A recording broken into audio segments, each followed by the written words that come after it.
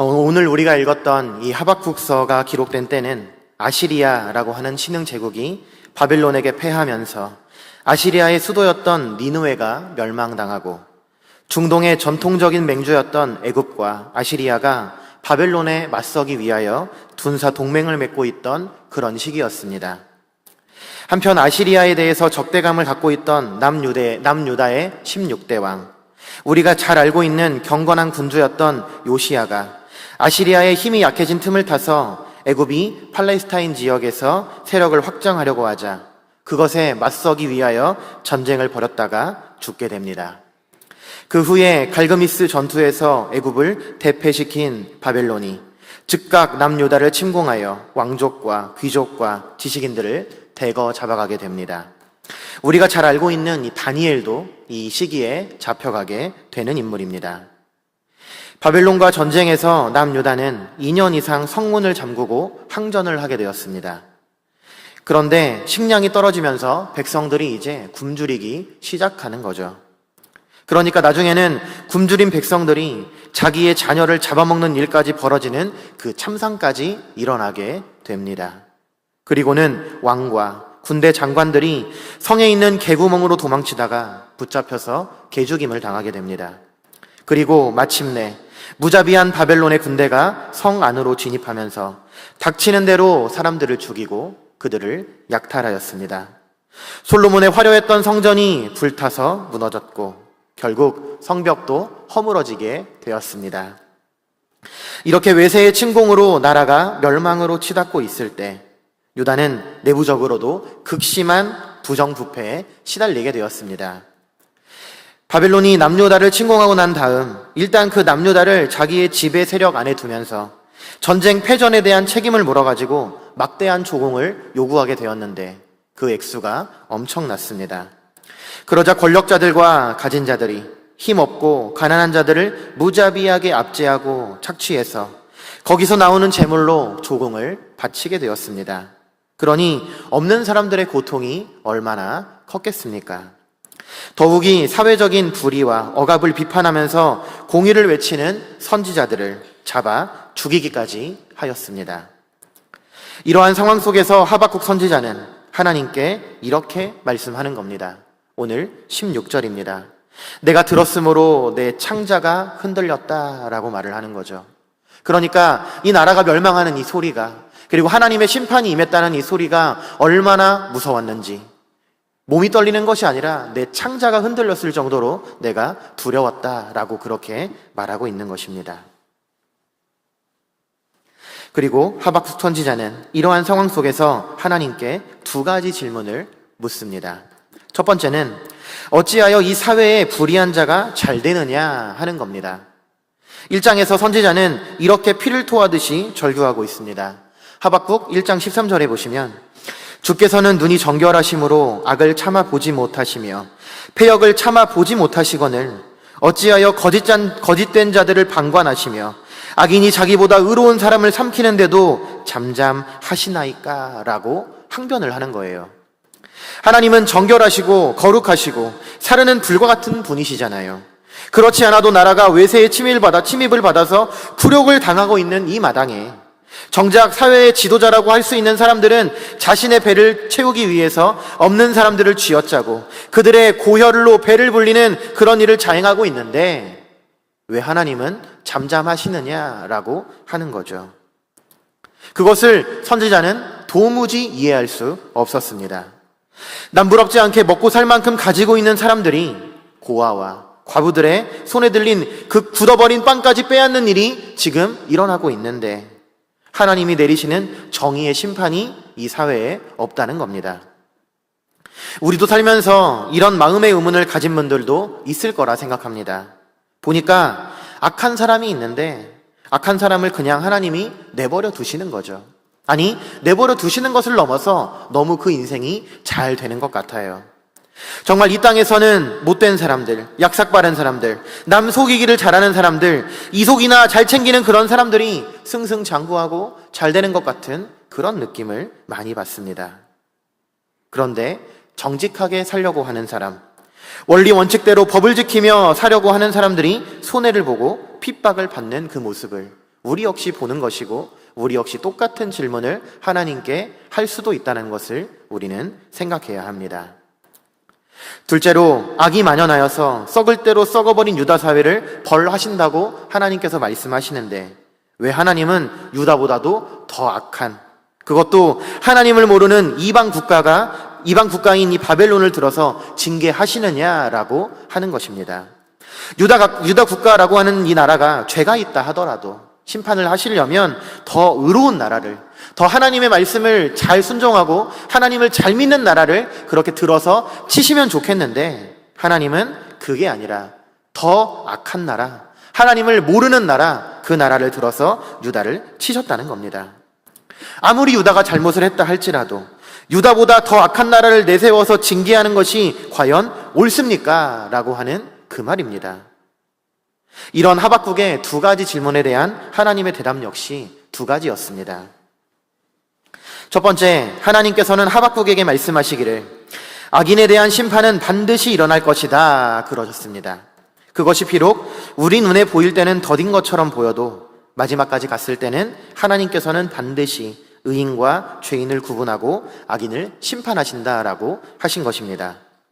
두 번째, 남유다를 잔인하게 짓밟는 바벨론도 결국에는 그들의 폭력과 야만성에 대해서 심판을 받을 것이다 라고 하는 것입니다.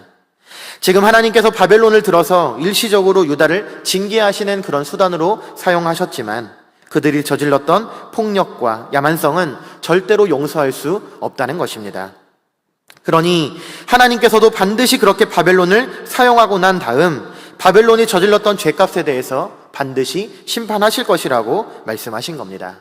그리고 실제로 우리가 잘 알고 있는 페르시아라고 하는 나라가 일어나서 바벨론을 한순간에 무너뜨리게 됩니다.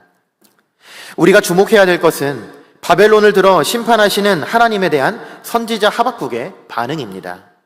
선지자는 하나님의 말씀을 통해서 이 나라가 망할 것임을 알았지만 그가 할 수 있는 일이라고는 바벨론이 올라와서 예루살렘을 무너뜨리는 것을 기다리는 일뿐이었습니다. 말하자면 내 죽음을 예견하고 그 죽음을 기다리고 있을 그때에 사람들이 받았을 고통이 얼마나 크겠습니까? 그래서 아까 말씀드린 대로 16절에서 이렇게 말하는 거예요. 내가 들었으므로 내 창자가 흔들렸고 그 목소리로 말미암아 내 입술이 떨린다라고 그렇게 말한 것입니다. 두려움이 내 뼈를 칼처럼 찌르고 들어오더라는 겁니다. 얼마나 무서웠으면, 얼마나 두려웠으면 이렇게까지 표현했겠냐 하는 것이죠. 그리고 17절에서 선지자는 바벨론이 예루살렘을 멸망시켰을 때에 모든 것을 다 잃게 되는 총체적 상실을 나열하고 있습니다. 무화과나무, 포도나무, 감람나무에 열매가 없다고 그렇게 말합니다. 그 이유가 뭐겠습니까? 전쟁의 결과로 그 아름다웠고 비옥한 밭들이 다 황폐하게 되고 그다음 나무들이 다 꺾이고 불탔기 때문에 열매가 없는 것입니다. 더 심각한 것은 유대인들의 주식이었던 보리와 밀의 수확이 전혀 없다는 것입니다. 2년 동안 전쟁을 했는데 그동안 성문을 걸어 잠그고 항전을 했기 때문에 파종할 기회도 없었고 먹을 것이 없는 겁니다. 먹을 것이 없으니까 우리에 남아있던 그 몇 마리 되지 않는 가축들까지 잡아먹기 시작했습니다. 그래서 소와 양들이 외양간에 없는 거예요. 그래서 본문에는 우리의 양이 없으며 외양간에 소가 없을지라도 이렇게 말을 하고 있는 겁니다. 유대인들은 이 양이라는 동물을 굉장히 중요한 재산으로 생각해서 양들을 키울 때 주로 집 안으로 들여놓고 같이 잠을 자고 먹여 키웠습니다. 그렇게 아끼는 가축들을 다 잡아먹어서 이제는 우리가 텅텅 비어버리는 그런 상황에까지 이르렀다라고 하는 것입니다. 그렇게 아끼는 가축들도 먹을 것도 전혀 없는 그런 상황, 생존의 모든 기반이 다 무너져버린 그런 상황, 어디에도 도움을 구할 수도 없고 어디에도 하소연할 데도 없는 그런 상황이 이 유다 백성에게 펼쳐진 것이라 하는 겁니다. 이렇게 어려워지면 제일 먼저 죽는 사람은 가난한 사람, 약한 사람이 죽게 되죠. 그리고 시간이 더 지나가면 결국에는 있는 사람도 그리고 권력자들도 죽기 마련입니다. 우리도 이런 상황에 내몰릴 때가 있습니다. 제가 어렸을 때 초등학교 한 5, 6학년 정도였던 것 같은데 이때 IMF가 터졌습니다. 그래서 주변에 있던 친구들의 부모님들이 많이 실직을 당하시고 경제적으로 어려움을 겪었습니다. 아직도 기억에 나는 친구가 있는데, 초등학교 바로 앞에 이제 제 친구의 부모님이 건물을 가지고 계셨어요. 제 기억으로 치과 의사셨던 걸로 기억하고 있는데, 한 3층짜리 건물에 1층은 세를 줬고 2층은 치과고 3층은 자기 집이었어요. 그래서 그 친구의 집에 놀러 가면 집이 엄청 큰 거예요. 그러니까 상가 건물을 집으로 사용하고 있으니까 집이 굉장히 컸거든요. 그런데 그러니까 이 친구가 틈만 있으면 자기 집에 놀러 오라고 하고 자기네 집으로 이렇게 놀러 가곤 했는데 어느 순간 그 말을 전혀 하지 않는 거죠. 나중에 알고 봤더니 부모님이 이런 말이 괜찮을지 모르겠지만 쫄딱 망해가지고 건물도 다 팔아 넘겨야 됐고 집도 모든 것들도 다 팔아 넘기는 그런 상황이 되었다라고 하는 것을 제가 나중에 듣게 되었습니다. 이 당시 한스밴드라고 하는 이 가수를 기억하실지 모르겠는데 이 가수들이 나와서 오락실이라고 하는 그런 노래를 불렀습니다. 노래의 가사말이 아직도 기억이 나는데 아버지가 출근하시는 듯 나가셨지만 아버지와 만나는 곳은 오락실이었던 거예요. 거기서 아버지와 함께 게임을 하고 아버지는 왜 직장에 가지 않으시는지, 왜 그렇게 나가시는지 하는 그런 시대적 상황을 닮았던 노래였던 것으로 제가 기억을 합니다. 그런데 요즘 시대도 사실 다를 게 없습니다. 직장에서 밀려나거나 명예퇴직이라고 해서 직장을 잃어버린 가장들이 많습니다. 한참 자라나고 학비를 대줘야 할 아이들이 있는 그런 가장이 어느 날 실직을 했습니다. 그럴 때 느끼는 절망감, 그 자괴감이 얼마나 크겠습니까? 그때 느끼는 그 가장의 압박감이며 괴로움이며 그런 것들은 이루 형언할 수 없는 것 아니겠습니까? 얼마 전 뉴스를 보니까 홀로 내 아이를 키우던 여성이 배고프다는 우는 아이들을 위해서 마트에서 14만 원어치 먹을거리를 계산하지 않고 들고 나오다가 현장에서 절도범으로 붙잡힌 일이 있었습니다. 경찰서로 연행되어 왜 그러냐고 물었더니 아이들이 배가 고파서 나도 모르게 그만이라고 하며 고개를 떨어뜨리며 눈물을 쏟더라는 것입니다. 그 딱한 사정을 들은 마트 주인이 선처해 주었고 형사들이 십시일반 돈을 모아가지고 라면이며 햄 같은 생필품을 전달했다는 그런 뉴스를 본 적이 있습니다. 몇 년 전에도 생활을 견디다 못한 두 모녀가 스스로 목숨을 끊는 일이 있었고 교도소에서 출소한 지 사흘 만에 배가 고파서 음식을 훔쳐먹다가 다시 붙잡힌 이야기가 신문에 보도된 적도 있습니다. 이렇게 앞으로 살아갈 일이 막막한 그런 인생의 막다른 골목에 내몰린 사람의 그 심정, 당시 하박국 선지자의 상황에 비할 바는 못 될 수도 있지만 그러나 그 못지않게 절박한 상황 아니겠습니까? 우리에게 극단적으로 하박국과 같은 그런 상황이 우리 인생에 펼쳐지지 않는다 할지라도 우리 인생에서 만나는 어려움, 그리고 좌절, 고난, 그리고 실패감들이 있는 그런 상황들이 우리 인생에서 우리는 때때로 만나게 된다라고 하는 것입니다. 현대의 신자라고 해서 이런 위기와 어려움이 없는 게 아닙니다. 생존의 위기라고 하는 것은 과거나 지금이나 똑같은 것 아니겠습니까? 이렇게 하박국 선지자는 생존의 위기에 처한 극단적인 상황을 직면하고 있습니다. 이제 그런 위기에서 신자는 어떻게 생각하고 어떻게 행동해야 하겠습니까? 도대체 하나님은 우리가 어떻게 행동하기를 바라시는 것일까요? 오늘 우리는 하박국 선지자가 보여주는 행동을 눈여겨보며 신앙인은 어떻게 행동해야 하는지를 우리는 배워야 합니다. 그는 3가지 행동을 하였습니다. 첫 번째, 그는 분노 가운데서 하나님을 비난하지 않았습니다. 하나님, 어떻게 해서 이런 일로 우리를 겪게 하십니까? 불공평합니다. 너무합니다. 너무 매정하십니다. 이런 말을 하지 않았어요. 나쁜 일을 당할 때 하나님을 원망하거나 비난하는 마음을 품지 않는 것은 사실 결코 쉬운 일이 아닙니다. 하나님의 뜻대로 살려고 하는 우리에게, 하나님의 백성인 우리에게 어떻게 이런 일을, 어떻게 이런 수모를 겪게 하시느냐고 항변할 수 있잖아요. 그런데 그런 항변을 전혀 하지 않아요. 그럼에도 선지자는 좌절에 빠져서 하나님을 쉽게 성급하게 원망하지도 않는 모습을 우리에게 보여준다는 것입니다. 두 번째로 그는 나쁜 일이 생기지 않을 것이라는 식의 자기 최면을 걸지 않았습니다. 괴로운 현실에서 도피하기 위하여 술을 마시거나 환각제를 복용하거나 마약을 하거나 쾌락의 몸을 던지지도 않았습니다. 그는 나쁜 일에서부터 시선을 돌리지도 않고 그것을 하나님께서 어떻게 하시는지 응시하였다라고 하는 것입니다. 세 번째로 그는 어떤 일이 일어나든 다 잘 될 것이고 내가 그 상황을 헤쳐나갈 수 있을 것이라고 믿는 것이 중요하다는 식의 긍정적인 사고에 호소하지 않았다고 하는 것입니다. 그러니까 긍정적인 사고는 이런 것이죠. 모든 일은 내 안에서부터 비롯되기 때문에 그 문제의 해결책도 나로부터 나오는 것이다 라고 생각하고 내가 그 문제를 해결할 수 있다. 모든 것은 내 마음먹기에 달렸다라고 생각하면서 그렇게 믿는 것이 중요하다고 가르치는 것. 그것이 긍정적인 사고입니다. 나는 할 수 있다고 반복적으로 외치라고 말하죠. 그런데 오늘 본문에 보면 선지자는 그런 긍정적인 사고에 전혀 기대지 않습니다.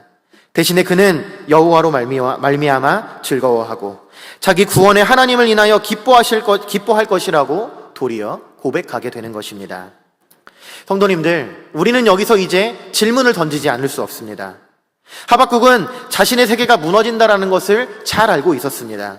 자신의 가족, 자신의 소유, 자신의 모든 것이 다 소멸된다는 것을 확실하게 알았습니다. 그런데 그런 중에도 하나님을 원망하거나 자신의 신세를 한탄하거나 자학하지 않았습니다. 도리어 그는 하나님으로 말미암아 즐거워하고 기뻐할 것이다라고 그렇게 말한 것입니다. 너무 이상해요. 어떻게 이럴 수 있습니까? 이게 가능합니까? 일말의 의심도, 일말의 불평도 품지 않고 어떻게 하나님이 어떻게 하시는지 그것을 지켜보면서 나는 기뻐할 것이다. 나는 즐거워할 것이다. 어떻게 이렇게 말할 수 있는 것입니까? 16절까지만 해도 정말 창자가 흔들린다라고 말하며 고뇌하고 슬퍼하던, 그리고 두려워하던 선지자가 갑자기 기쁨과 확신의 사람이 된 것입니다. 우리는 본문에 기록되어 있지는 않지만 하박국 선지자가 겪었던 어떤 심리적 변화를 가지고 오는 전환점이 무엇인지를 우리는 주목해 보아야 하는 것입니다. 도대체 어떻게 해서 어떤 전환점을 맞이하였기에 그가 정말 그렇게 절망하고 좌절했는데 한순간 낙관적인 사람으로 바뀌었는지를 우리는 주목해야 한다는 것입니다.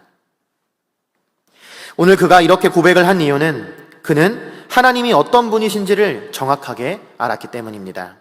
16절과 17절은 자기 자신이 처해 있는 이 실존적인 상황을 언급하고 있습니다. 삶의 정황과 조건을 볼 때, 그리고 두렵고 너무나 무서웠고 너무나 절망했습니다. 피하고 싶었어요. 그러나 그랬던 그가 18절에 가시면 시선을 상황이 아니라 그 상황 위에 초월하시는 주님께로 돌리기 시작합니다. 하나님을 생각했다는 거예요.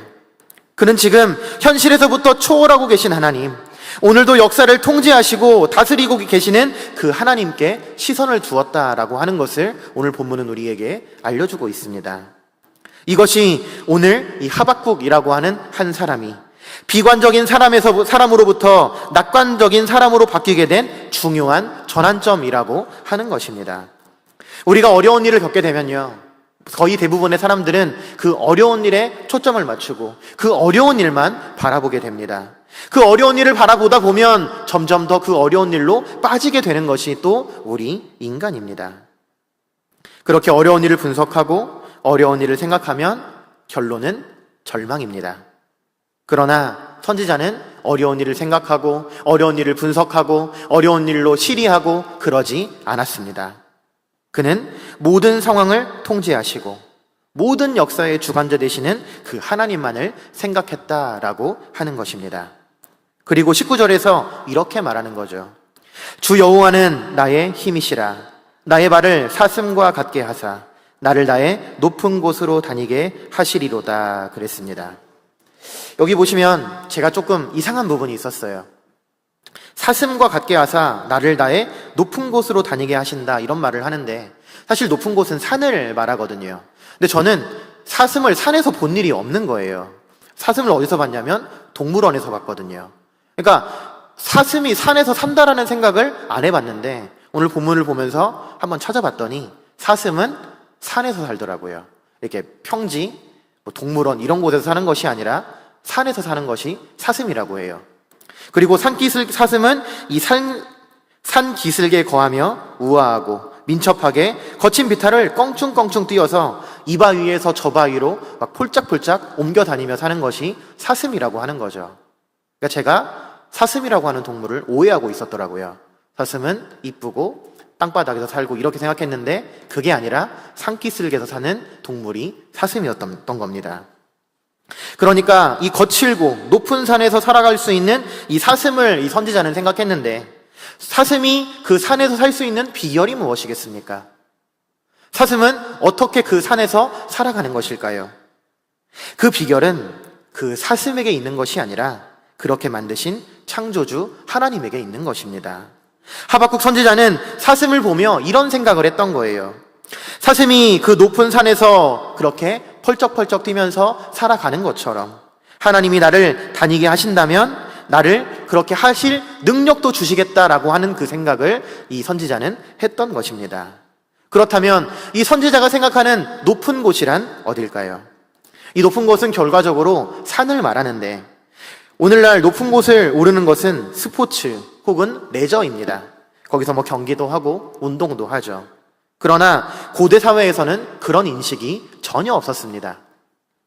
과거 산 정상에 오른다라고 하는 것은요, 매우 위험한 일이고 적을 피할 때나 올라가는 매우 드물고 고역스러운 일이었어요. 그러니까 누구라도 산 정상에 오르는 것은 원하지 않았습니다. 그러니까 하박국 선지자는 자기 앞에 다가오는 예루살렘의 멸망을 높은 산에 비유하며 말하는 거예요. 그 높은 산을 오르게 하실 때, 말하자면 예루살렘의 멸망이 오는 그때, 그런 날이 온다 할지라도 하나님께서 나를 높은 산에 오를 수 있는 능력을 주실 것이다 라고 그렇게 말하는 거예요. 그러니까 예루살렘이 멸망한다 할지라도, 이 나라가 없어진다 할지라도, 나라가 없어지는 그 상황에서라도 하나님께서는 나를 살아가게 하실 것이라는 그런 확신이 이 선지자에게 있었다라고 하는 겁니다. 다시 말하면 여호와께서 힘을 주셔서 그 사슴이 높은 산에 오를 수 있는 것처럼 예루살렘의 멸망의 날에도 하나님께서 그 상황을 이겨낼 수 있도록 힘을 주실 것을 확신한다라고 지금 선지자는 하나님께 고백하고 있는 것입니다. 사도 바울도 이 진리를 이렇게 고백했습니다. 고린도전서 10장 13절입니다. 사람이 감당할 시험 밖에는 너희가 당한 것이 없나니 오직 하나님은 미쁘사 너희가 감당하지 못할 시험 당함을 허락하지 아니하시고 시험 당할 즈음에 또한 피할 길을 내사 너희로 능히 감당하게 하시느니라. 아멘. 시험이 우리에게 심각하고 또 엄혹하다면 그만큼 하나님께서 주시는 은혜도 크고 충만함을 우리는 믿으셔야 하는 겁니다. 하박국 선지자는 긍휼의 하나님을 생각했다는 거예요. 하나님께서 몹시 화가 나서 우리에게 진노를 쏟는다 할지라도 그는 우리가 연약한 인생임을 절대 잊지 아니하시고 우리를 불쌍히 여기시고 우리에게 또한 긍휼을 베푸시는 그 하나님이심을 선지자는 생각했다는 겁니다. 그러니까 선지자는 여호와 하나님을 정확하게 알았던 거예요. 그래서 하박국 3장 2절에 보면 이렇게 기록하고 있습니다. 여호와여, 내가 주께 대한 소문을 듣고 놀랐나이다. 여호와여, 주는 주의 일을 이 수년 내에 부응하게 하옵소서. 이 수년 내에 나타내시옵소서. 진노 중에라도 긍휼을 잊지 마옵소서라고 그렇게 하나님 앞에 고백한 것입니다. 유다가 지은 죄가 심각하잖아요. 하나님께서 유다 위에 분노를 정말 불처럼 쏟으실 것이 분명하지만 그러나 하나님께서는 그들이 완전히 뿌리 뽑혀 진멸당하지 않도록 긍휼을 베푸시는 분임을 이 선지자는 알았고 확신했다라고 하는 것입니다. 우리가 볼 때는 앞이 캄캄한 일입니다. 살아갈 길이 없는 것처럼 보이는데 그렇지 않다는 거예요. 그 길에 들어서면 하나님께서 나로 하여금 그 시험을 이기게 하신다는 겁니다. 오늘 하박국의 고백처럼 주 여호와께서 내 힘이 되어주신다는 이 사실을 반드시 기억하시고 반드시 믿으시기를 간절히 바랍니다. 신자는 생각을 어디에 고정시키느냐가 굉장히 중요합니다. 어떤 사람은 언제나 지금 겪고 있는 일에만 포획되어 있는 사람이 있어요. 지금 여기 일어난 일, 혹은 장차 일어날 일, 그리고 앞으로 일어날 일이라고 생각되는 그 모든 일에 염려하고 그것에 매여서 그것만 생각하고 아무것도 하지 못하고 살아갈 의욕도 다 잃어버린 채로 울면서 근심하면서 인생을 낭비하는 사람이 있다는 겁니다. 그러나 신자는 하나님이 어떤 분이신지를 생각해야 하는 겁니다. 성도님들, 하나님은 어떤 분이십니까? 하나님은 우리를 어떻게 다루고 계십니까? 또 성경에서는 하나님을 우리에게 어떻게 소개하고 계십니까?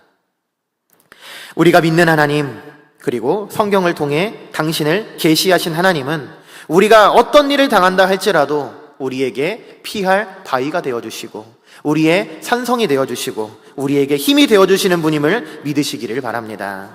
성도님들, 우리 인생에서는 우리가 도무지 이해하지 못하는 고통과 상실과 슬픔이 찾아오는 때가 있습니다. 그것이 내가 살아가는 어떤 직장 내에서, 내가 살아가는 환경 내에서, 어쩌면 우리 가정 내에서, 내 친구와의 관계에서, 어떤 관계에서 올지는 우리가 알지 모르지만 아무튼 이런 아픔들이 찾아오는 경우가 있다는 겁니다. 그런데 우리는 왜 내가 이런 일을 겪어야 하는지, 왜 이런 일을 나에게 주시는 것인지 알지도 못하고 해명도 듣지 못하고 설명할 수도 없는 그런 일들이 우리 인생에 있다는 겁니다.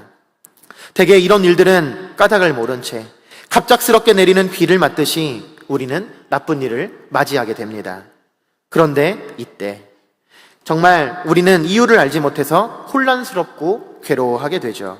그러나 그런 때에도 단 한 가지만은 분명한데, 그게 무엇이냐면 하나님께서는 우리에게 힘이 되어주신다라고 하는 것입니다. 하박국 선지자는 앞날의 두려움과 염려로 심하게 떨면서도 높은 신앙의 자세를 우리에게 보여주고 있는 것입니다.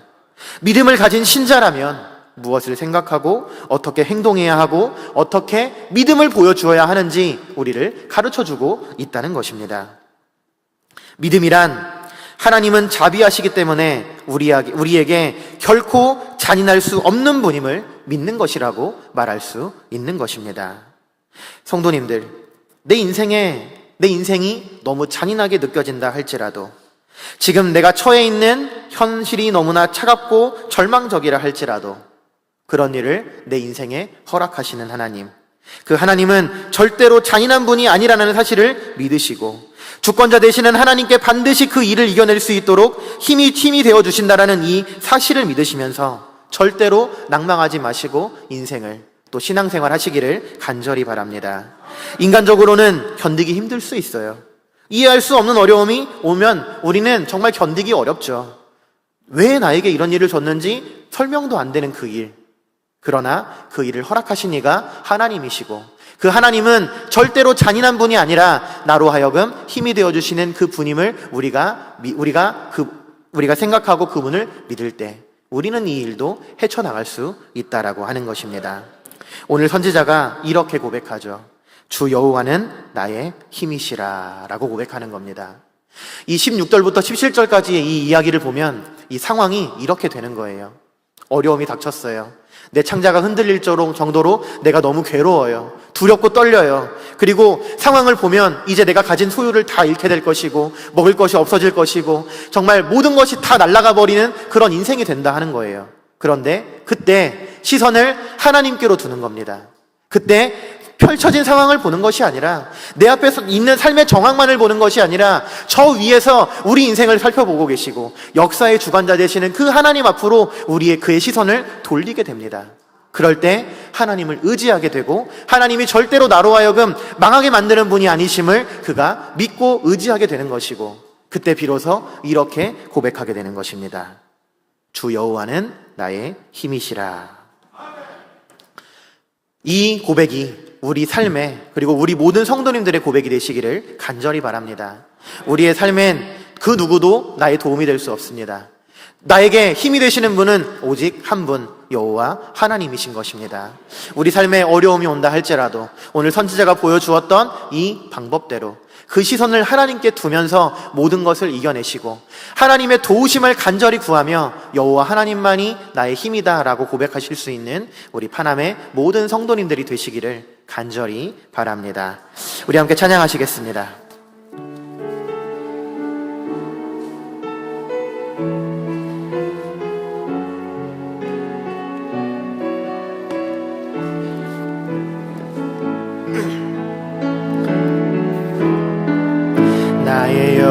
영원히 잠잠히 하나님만 바라며 나의 구원이 그에게서 나른도다.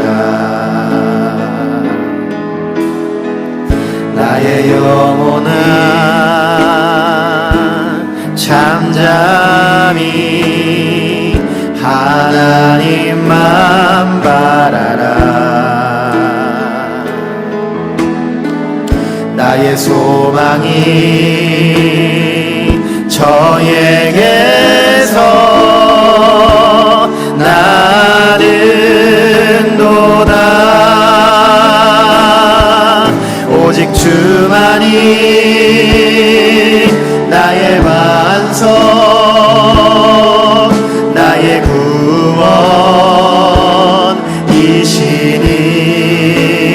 구원이시니 오직 주만이 나의 산성 내가 요동치 아니하리. 2절로 함께 찬양합니다. 나의 영혼이 간절히 나의 영혼이 간절히 여호와를 갈망하며 나의 입술이 여호와를 찬양하리. 나의 영혼이 즐거이 여호와를 따르리니 나의 평생에 여호와를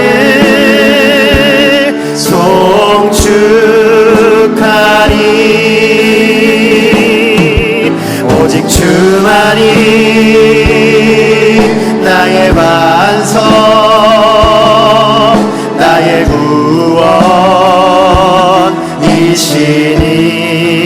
구원이시니 오직 주만이 나의 산성 내가 요동치 아니. 한 번 더 고백합니다. 오직 주만이 오직 주만이 나의 반석 나의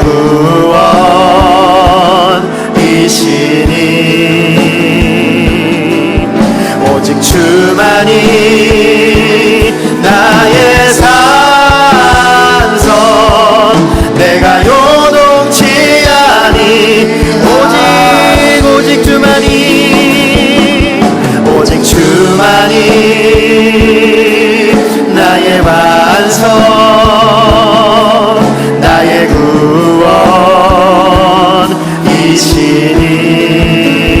구원이시니 오직 주만이 나의 산성 내가 요동치 아니하리. 우리 이 시간 한번 같이 기도하겠습니다. 하나님,